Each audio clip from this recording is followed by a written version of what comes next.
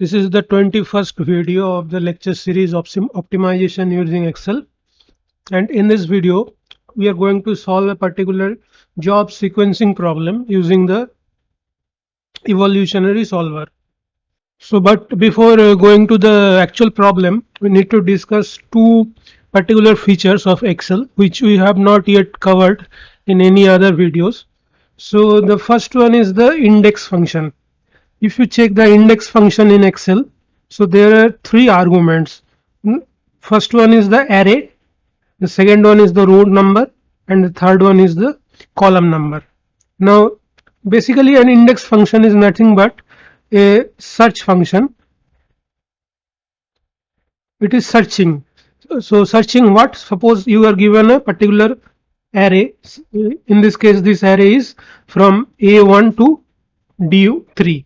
So this A1 to D3 array, you want to search any particular number. So for example, you want to search this number 7. So index function will help you to find that number. How? In your index function, you enter the arguments. For example, in case of array, you enter the range. That complete range is from A1 to D3. So enter that, and then in that range, the row number is row 2. So in the second argument, you enter the row number, that is row 2, and in the third argument, you enter the column number.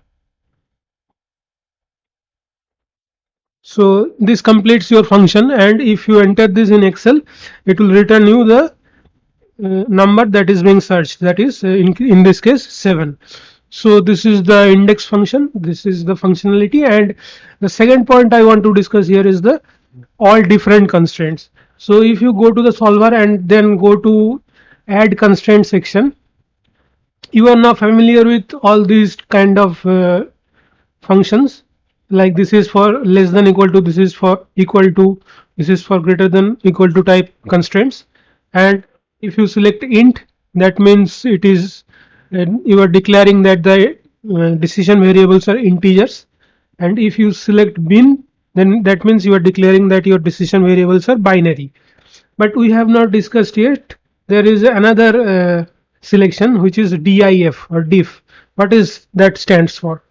So this stands for all different variables, which means that if you select this, all your decision variables in a particular range of selection will be different. So for example, if you have 5 decision variables,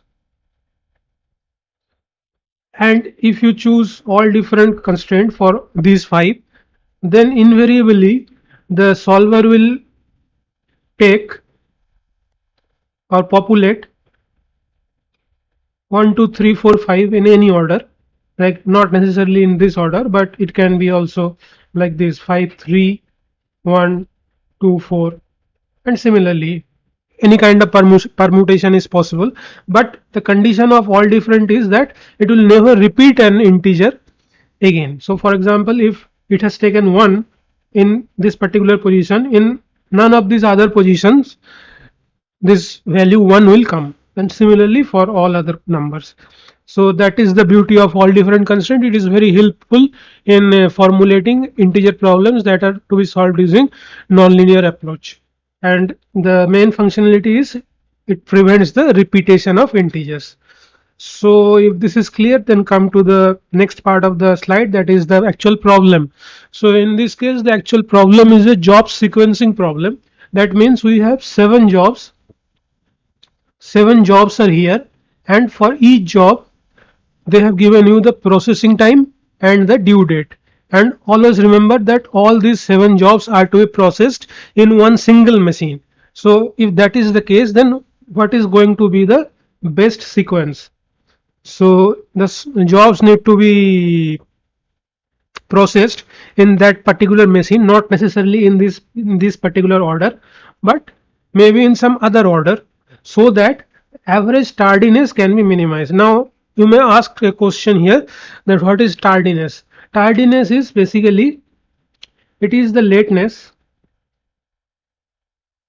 it is basically the lateness only, but positive.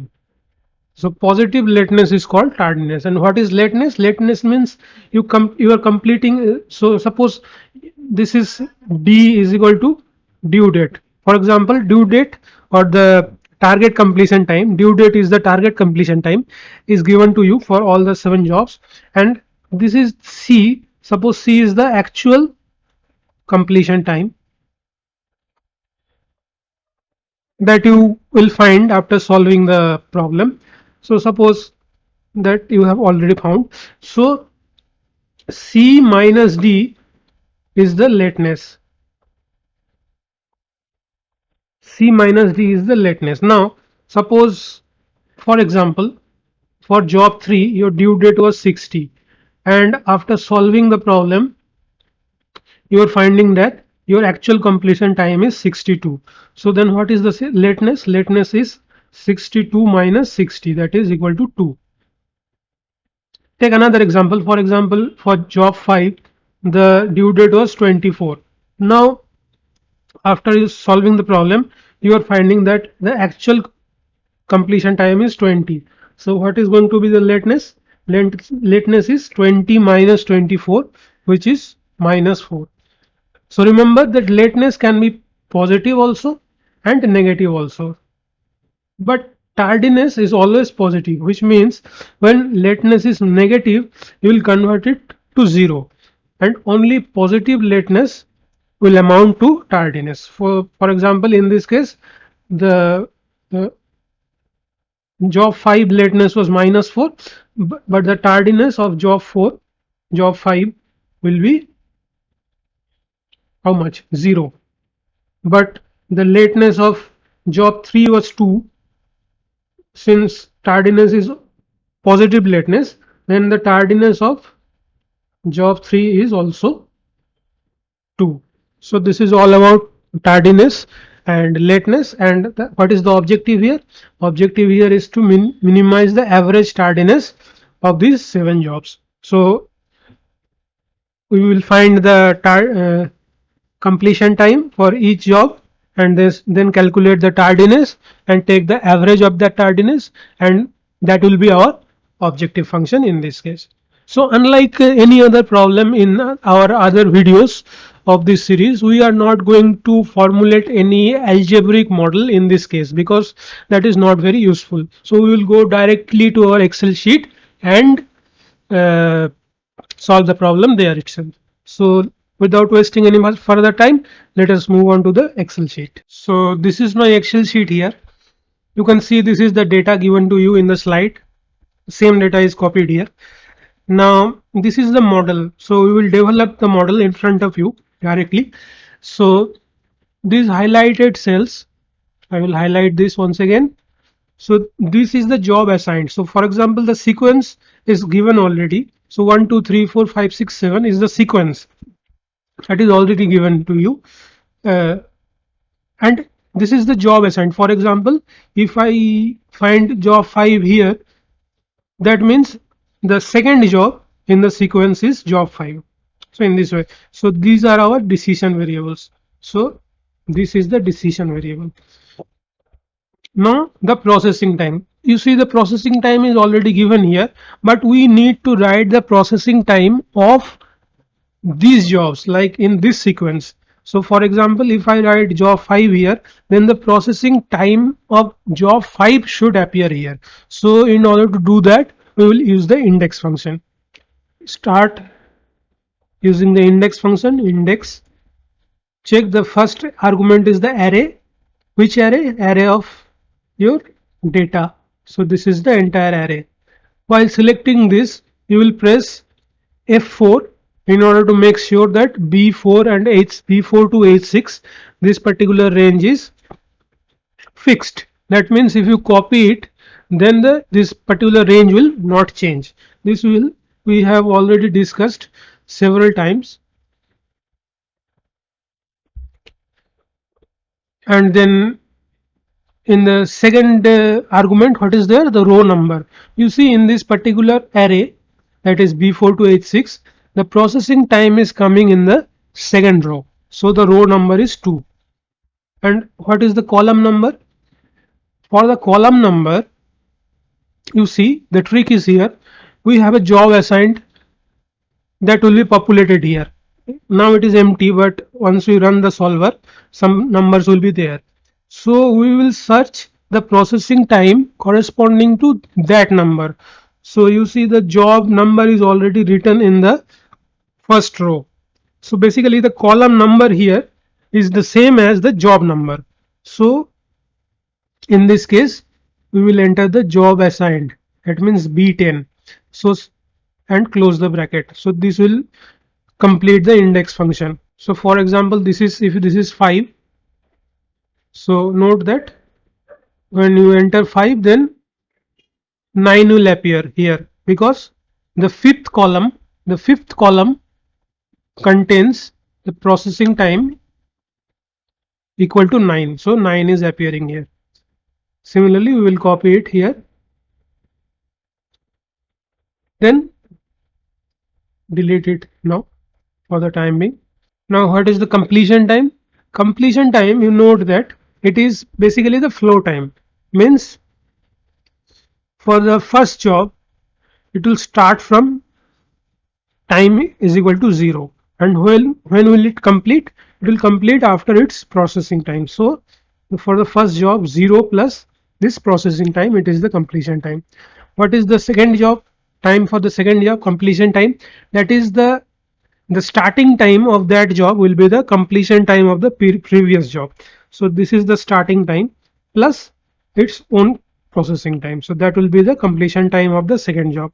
So in this way you can copy it until the end.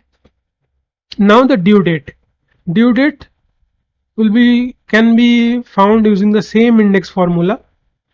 So if you copy it here, so this is the index formula we will use for due date. Only one change will be there. Instead of the second row here, we will enter the third row, because you see in this range due date is there in the third row, processing time was in the second row, and now due date is in the third row. So I will delete 2 from here and enter 3 here. Otherwise the entire formula is the same as that of processing time. So I will copy this until the end. Now what is the lateness? I told you earlier in the slide, lateness is the difference from the completion time, due date, completion time minus due date is the lateness. And what is tardiness? Tardiness is positive lateness. So that means if we enter max 0 comma this will ensure that if this is negative, this will make it 0. Otherwise, if this is positive, it will take that value. So you see -8 and -11 and -35 is converted to 0, and otherwise if it is positive lateness, then it is keeping that value. Now you calculate the average lateness, take the average of these, and average tardiness, take the average of these. So now this completes your formulation. Note that I will again repeat here that for this range B4 to B6 or B5 to B6, whatever way you want to select it, in this case you must convert this to $sign in order to fix this, and in order to do that you hover the cursor on this particular range, you select it and then press F4. If you press F4, then it will be converted into this form. So this is very important. So now this is your objective function. As per the problem, we need to minimize this. So now go to data and solver. And then this is your decision. This is your objective function which needs to be minimized. And by changing these cells, these are the decision variable cells. And what is the constraint? There is no constraint. Only one constraint is there. That is these need to be integers as well as all different. So if you select this difference, then all different will come automatically here. You don't have to enter anything here, constraint side. You just need to select this difference. So if you add this, this makes us complete. Note that you don't have to now enter the integer constraint separately. It will assume that since all different constraint is selected, the decision variables are already integers, and if you do not put any bound on these integers, then it will again assume that it starts from 1. So for example, 7 decision variables are there. You have not mentioned anything like whether it is greater than 2 or greater than 3 or greater than 1 or whatever. Then it by default it assumes that it starts from 1, and then there are 1 2 3 4 5 6 7 entries, and all will be different. So that is the only integer constraint that you need to enter. Now, so now select the evolutionary solver here and click on solve. So you see it will take some time to converge. Normally evolutionary solver takes little more time than the other two solvers. So let us see how much time it takes.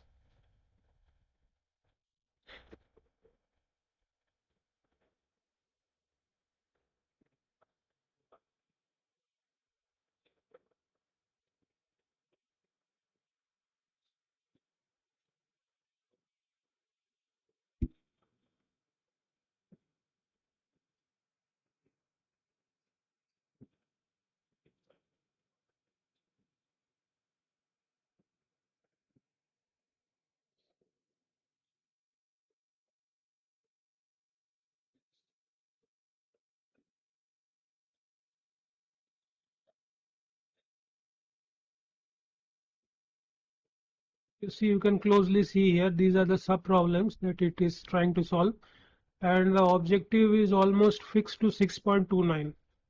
And so see, this is the 6.29, that is the final best result that it has obtained for you. So this is the solution of the problem. What is the interpretation?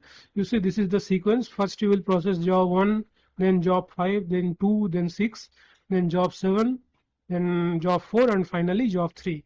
And the minimum tardiness you will achieve is 6.29. So that is the solution using your evolutionary solver. But and why do you use evolutionary solver here? Because you see you have two functions, index and also max is also there. So as we have already discussed in the previous video, these are not smooth functions, these are non-smooth functions, and you cannot or should not use GRG nonlinear solvers for this type of functions. So always use evolutionary functions. So if you want to try this, so just to test the GRG solver, in case of evolutionary, just let us select the GRG nonlinear solver and solve it using that. So as you can see, GRG gives you faster results compared to evolutionary, but in this case the result is suboptimal. If you remember, the answer for the evolutionary output was 6.29 average tardiness. In this case, the GRG solver is giving you some other sequence as your optimal solution, and the average tardiness is 11.43, which is much worse than the previous result. So my point here is, don't use the GRG solver for this type of problems where non-smooth functions are available.